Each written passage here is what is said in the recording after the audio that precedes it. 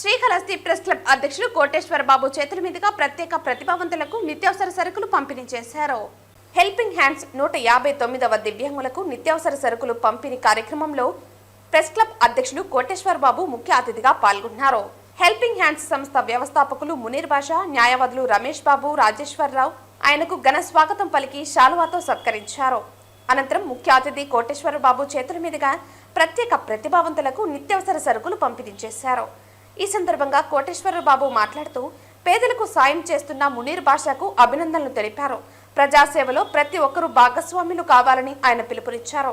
సంస్థ వ్యవస్థాపకులు మునీర్ బాషా మాట్లాడుతూ ఆంధ్రాష్ట్రీయ అవార్డు గ్రహీత ప్రెస్ క్లబ్ అధ్యక్షులు కోటేశ్వర్ బాబు కరోనా సమయంలో ప్రజలకు తనవంతు సాయం చేశారని, అంతేకాకుండా మూగజీవాల ఆకలి తీర్చడానికి ఆయన చేసిన కృషి ఎనలేనిదని అన్నారు.